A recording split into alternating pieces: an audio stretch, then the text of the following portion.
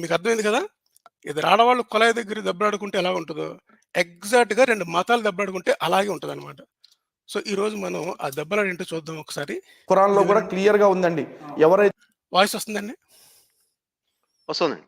Okay. So, నేనిది 1.5 పెట్టి వినిపిస్తాను. మీరెక్కడ ఆపమంటే అక్కడ ఆపుతాను. యాహ్! ఆపిన తర్వాత ముందు ఏం చెప్తాడంటే ఖురాన్‌లోని ఒక సూరాలోని ఈ నిషిద్ధ మాసాలు అయిన తర్వాత ముష్కిరీలని చంపమని, అంటే బహుదైవారాధకుల్ని ఎక్కడ పడితే అక్కడ మీరు వాళ్ళని చంపండి అని ఉంటదనమాట. దాని మీద మొదలుపెట్టాడు. దానికి రియాక్షన్‌గా సిరాజ్ చెప్తాడనమాట. సిరాజ్ మాట్లాడిన తర్వాత, సిరాజు ఈ మాటలు ప్రతి మత గ్రంథంలోని ఉంటాయి. అదే విధంగా వేదాల్లో గూడా ఉన్నాయని, వేదాల్లో ఉన్న కొన్ని వర్సెస్‌ని మన యజుర్వేదంలోని, అథర్వణ వేదంలోని చెప్పాడనమాట. వాటికి కౌంటర్‌గా లలిత్ ఇంకో వీడియో చేశాడు. సో, ముందు ఇతను ఏం చెప్పాడు అన్న విషయం మీరు వినండి. ఎక్కడ పాజ్ బటన్ అక్కడ పెడతాను. మనం కామెంటరీ ఇద్దాము. ముందు మనం ఈరోజు ఖురాన్ వర్సెస్ కొన్ని తీసుకొని మాట్లాడబోతామన్నమాట. సో, నేను ఒక్కసారి స్పీడ్ 1.5 పెట్టి ప్లే చేస్తాను.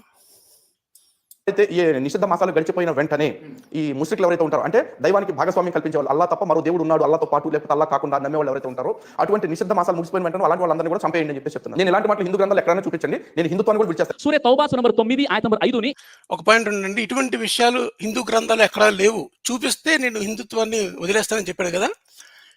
దాన్ని మనం సెపరేట్‌గా హ్యాండిల్ చేద్దాం. సో, చొరొక్కకి కొన్ని చూపిద్దాం ఈరోజు.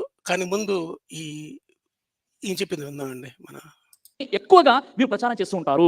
అదేంటంటే నిషిద్ధ మాసాలు గడిచిపోయిన తర్వాత ఈ ముష్రికులను ఎక్కడ కనబడితే అక్కడ చంపండి, వీరిని ముట్టడించండి, నిర్బంధించండి అని డైరెక్ట్ గా ఖురాన్ ఆయత ఉంటుంది. ఈ ఆయతని చాలా మంది వరల్డ్స్ ఆఫ్ ఫత్వాలో కూడా అరుణ్ షూరి దీన్ని కోట్ చేశాడు. ఈ రోజు ఎంతమంది అయితే విశ్వ హిందూ పరిషత్, బీజేపీ, ఆర్ఎస్ఎస్ వారు ఉన్నారో ఈ ఆయతని ఎక్కువగా కోట్ చేస్తుంటారు. ఇస్లాం విమర్శకులు ఎంతమంది పుస్తకాల్లో కూడా రాశారు. అయితే సోదరులారా, ఇలాంటి వాక్యాలు, ఇలాంటి ఆయతలు ప్రతి ధర్మ గ్రంథాల్లో, ప్రతి మత గ్రంథాల్లో ఉంటాయి.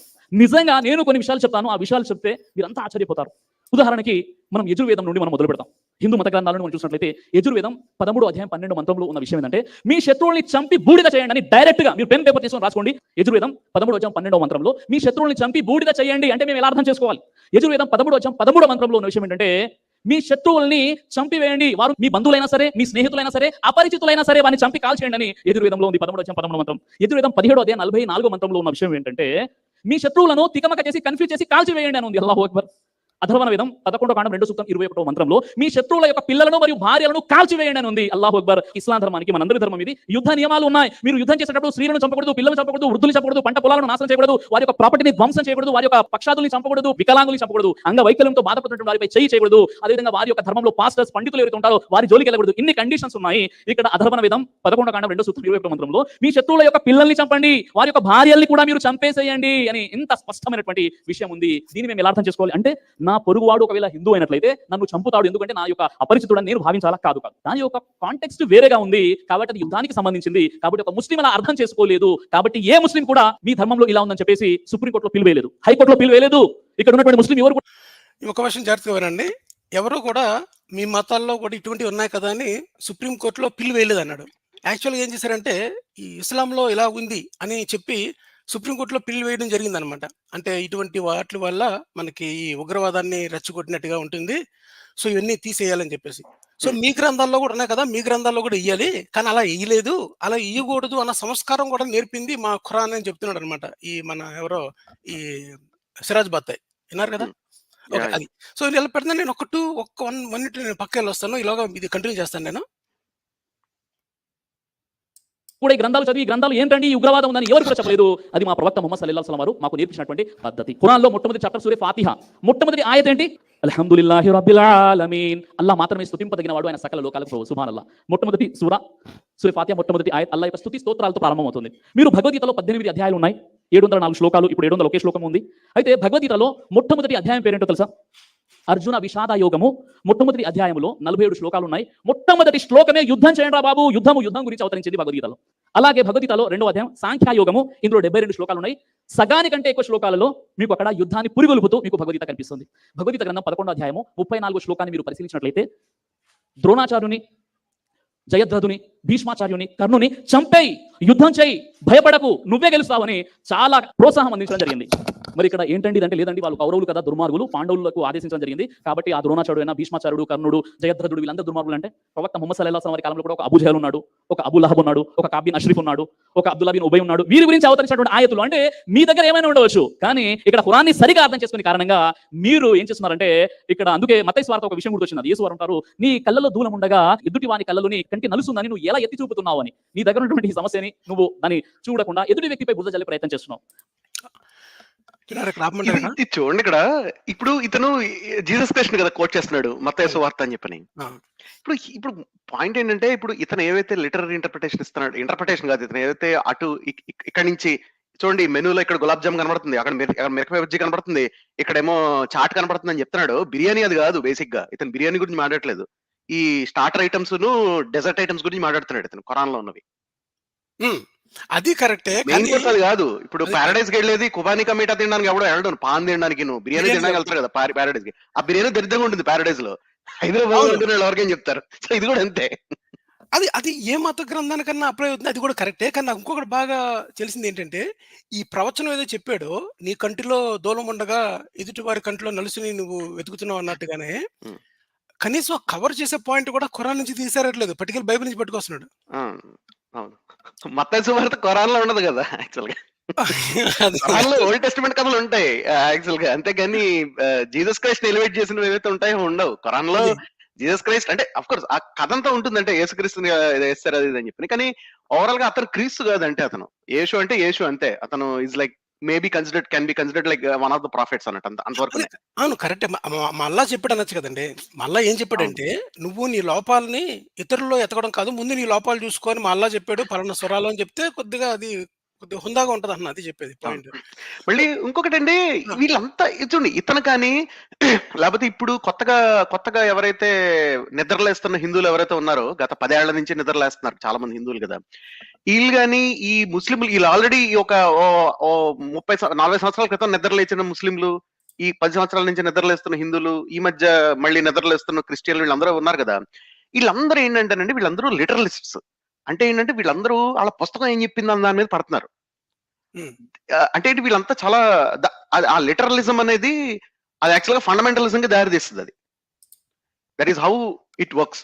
ఇప్పుడు దాన్ని సపోర్ట్ చేస్తే సపోర్ట్ చేస్తాయి. ఎక్కించుకొని ఉంటాయి. ఇప్పుడు మీరు చూడండి, తెలుగు ఈస్ట్ గోదావరి, వెస్ట్ గోదావరి, గుంటూరు లేకపోతే ఆంధ్రాలో క్రిస్టియానిటీ, ఎవాంజలికల్ క్రిస్టియానిటీ ఏదైతే ఉంటుందో, ఆదివారం మైకులు పెట్టేసి పాడేస్తుంటారు కదా, ఇక కీర్తనలు బైబిల్ పాడేసుకుంటూను ప్రసాదాలు తీసుకోకుండా ఈ టైప్ లో బిహేవ్ చేస్తారు. ఈ టైప్ క్రిస్టియానిటీ ఉంటుందో, um, this Christianity is very much different from Christianity in Europe.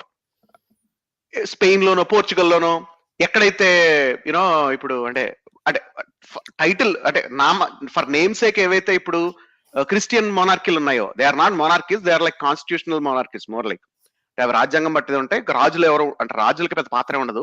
కానీ యూరప్ దేశాలు చూసాం అనుకోండి, ఎక్కడైతే అఫీషియల్ రిలీజన్ క్రిస్టియానిటీ ఉంటుందో, స్టేట్ రిలీజన్, ఉమ్, కానీ అవి నిజంగా క్రిస్టియన్ నేషన్స్ కానే కావు. అవి క్రిస్టియన్ నేషన్స్ అనేవి 13వ శతాబ్దం, 11వ శతాబ్దం, 12వ శతాబ్దం ఆ టైంలో వాటిని డార్క్ ఏజెస్ అనేవాళ్ళు. ఈ పునర్వికాసానికి ముందు క్రిస్టియానిటీ రాజ్యమే లేదు, నిజంగా రాజ్యమే లేదు. ఇప్పుడు నామకే వస్తేనే ఉంది అక్కడ కింగ్, లేకపోతే ప్రతి ఏడాదిను చర్చ్ సెరమనీ ఒకటి ఉంటుంది. అలాగా ఏదో యూకేలో ఆంగ్లికన్ క్రిస్టియానిటీ ఉన్నట్టు అంతవరకునే ఒక ట్రెడిషన్ లాగా ఊరికే అది ఉంది కాబట్టి ఉంది, టాలరేట్ చేస్తున్నారు అంతే. ఎక్స్ట్రా మాట్లాడితే కనుక కూర్చోబెడతారు మీడియా అంతా, అందరూ కలిసి, పొలిటీషియన్లు కూడా కలిసి కూర్చోబెడతారు, ప్రైమ్ మినిస్టర్ అందరూ కలిసి ఎక్కువ మాట్లాడతారు. Real separation of state and church. State and church. So ఇప్పుడు ఆ క్రిస్టియానిటీలో అక్కడ క్రిస్టియన్లకిను మన ఇక్కడ ఓ ప్రభువా హల్లెలూయా స్తోత్రం క్రిస్టియన్లకి చాలా తేడా ఉంది. వీళ్ళు కొత్త వాళ్ళు, ఇప్పుడు కొత్త పిచ్చోడు పొద్దెరగడం అనే ఒక సామెత ఉంది చూసారా, అవును. సేమ్ ఈ కొత్తగా కన్వర్ట్ అయిన ఈ క్రిస్టియన్స్ అలాంటి వాళ్ళండి. ఎందుకంటే Yeah. మాటకు ఒక ముందు ఒకటి, మాటకు ఒక ముందు వెనకాల ఒక హల్లెలూయా ఒకటి, ఆమెన్ ఒకటి, దేవునికి మహిమ కలుగాక, దేవునికి స్తోత్రం నాయన అనే చెప్పు అరుస్తూ ఉంటారు కదా. ఈ అవును. బ్యాచ్ అంతా ఆ బ్యాచ్ అన్నమాట. అంటే ఇప్పుడు మామూలుగా ఇప్పుడు మనం ఏమనుకున్నాం, ఒక ఆసరా అనుకున్నాం కదా దేవుడు అనేది, ఏదో ఒక జస్ట్ వాక్యూమ్ క్రియేట్ అవుద్ది, పూర్తిగా ఎలిమినేట్ చేస్తే అందుకని వీళ్ళందరూ సతమతం అవుతున్నారని మనం ఫిలసాఫికల్ గా అడ్రస్ చేయడానికి ప్రయత్నించాం ఒకసారి ఈ మాట అవును. చెప్పడానికి. కానీ వీళ్ళు ఏం చేస్తున్నారంటే, ఈ హైప్, ఈ ప్రసాదాలు తినకపోవడం లాంటివి, తర్వాత ఏమో ఈ హైప్ ఎక్కువైపోయిందండి. ఈ మంద అంటారు కదా, ఇది చాలా ఎక్కువైపోయింది అనమాట. ఇది బాగా అవును. ఇదంటే ఏంటంటే ఎక్స్క్లూజివిజం ఒకటి ఎక్కువైపోయింది ప్రాక్టీస్ లో. అంటే మేము తోపులో మమ్మల్ని ఆపలేం టైప్ లో అనమాట. సో ఈ టైపు తర్వాత ఏంటంటే ఇప్పుడు ఆబ్వియస్లీ కొత్తగా దేవుణ్ణి డిస్కవర్ చేసిన వీళ్ళు ఏంటంటే ఇది పార్ట్ ఆఫ్ ఐడెంటిటీ కింద అయిపోవడం అన్నది ఇది మన ఇప్పుడు ఇది గతంలో ముస్లింల దగ్గర చూసామండి. ఇప్పుడు ఇస్లాం ఉందనుకోండి, చరిత్ర తర్వాత చెప్పుకుందాం, ఇస్లాం గోల్డెన్ ఏజ్ వాట్ ఎవర్ అదంతాను. కానీ మీరు అట్లీస్ట్ లాస్ట్ 60 years చూసారనుకోండి, మీరు ఓవరాల్ గా దక్షిణాసియాలో, సౌత్ ఏషియాలో ఇస్లాం, సౌత్ ఏషియా, సౌత్ ఈస్ట్ ఏషియాలో ఇస్లాం మీరు చూసారనుకోండి, మీరు you can observe certain things. మొదట్లో ఎవరైతే ఇప్పుడు పాకిస్తాన్ ఉందండి, హిస్టారికల్ ఫిగర్స్ మీరు చూసారనుకోండి, అంటే 60 సంవత్సరాల క్రితం బతికిన వాళ్ళు, 70 సంవత్సరాల క్రితం బతికిన వాళ్ళు ఎట్లా బతికారో ఇస్లాంలో ముస్లిమ్స్, అంటే మాకు మతస్థులు అని చెప్పుకునే వాళ్ళు ముస్లిమ్స్ ఎలా ఉన్నారో ఇప్పుడు ఎట్లా ఉన్నారు అనేది చాలా డిఫరెన్స్ ఉంది వాళ్ళ లైఫ్ స్టైల్లో కానీ, లేకపోతే వాళ్ళు ఆలోచిస్తున్న పద్ధతిలో కూడా. ఇప్పుడు జిన్నా ఉన్నాడండి, Mohammad Ali Jinnah, right, founding father of Pakistan కదా మహమ్మద్ అలీ జిన్నా. మహమ్మద్ అలీ జిన్నా ఏమి హలాల్ మెయింటైన్ చేసేవాడు కాదు ఏమీ. I think there have been instances that where he ate pork and all these things. He drank alcohol and all that thing, right? So ఇప్పుడు కానీ Mohammed Ali Jinnah he led to he pretty much he created Pakistan కదా. అతను political గా తెలంగాణ కేసీఆర్ అలాగా పాకిస్తాన్ కి జిన్నా అలాగ కదా, kind of perfect comparison. Plus ఒక రకంగా ఒక మోడరేట్ సెక్యులర్ గానే స్టార్ట్ చేద్దాం అనుకున్నాడు. అలా స్టార్ట్ అయింది అది. తర్వాత ఏమైందంటే వాళ్ళు బంగ్లాదేశ్ యుద్ధం ఓడిపోయి తర్వాత ఏమో వీళ్ళు ముజాహిదీన్ ట్రైనింగ్ కోసం ఇది మొదలైంది. వాళ్ళకి ఏమైందంటేనండి, వాళ్ళకి they had a collapse of state. రాజ్యం ఎప్పుడైతే తన శక్తిని కోల్పోయిందో, అంటే ఏంటి, అంటే ప్రజల బారి నుంచి రాజ్యాన్ని కాపాడడానికి ఏదైతే మన లాస్ట్ వీక్ చెప్పుకున్నాం కదా, ప్రజల బారి నుండి ఎవరైతే ఈ మతస్థులు ఉన్నారో, బాగా హెవీలీ మోటివేటెడ్ మతస్థులు, వాళ్ళ బారి నుంచి వ్యవస్థని కాపాడడం అనే దాంట్లో రాజ్యం విఫలమైంది. అందుకని ఏమైందంటే మీకు ఈ రోగ్ ఫోర్సెస్ అన్ని దే టుక్ ఓవర్. ఇప్పుడు మీకు పాకిస్తాన్ ఇంటెలిజెన్స్ ఏజెన్సీలో ఐఎస్ఐ అంటారు కదా, ఐఎస్ఐ కదా దాని అంటారు, ఐఎస్ఐలో ఏవైతే షాడో గ్రూప్స్ ఉన్నాయో, ముజాహిద్దీన్ ట్రైనింగ్స్ అవైతే ఓపెన్ గానే చేసాయి అమెరికాతో కలిసి ఆఫ్ఘన్ వార్ లో. దాని తర్వాత ఏవైతే ఆఫ్టర్ మాత్ ఉందో, ఈ బంగ్లాదేశ్ యుద్ధం ఓడిపోయేది అంతా అయింది కదా. సో మీకు ఇతను దిస్ ఫెలో జియావుల్ హక్ అని ఇట్లాంటి వాళ్ళందరూ they wanted to bring religion to four front.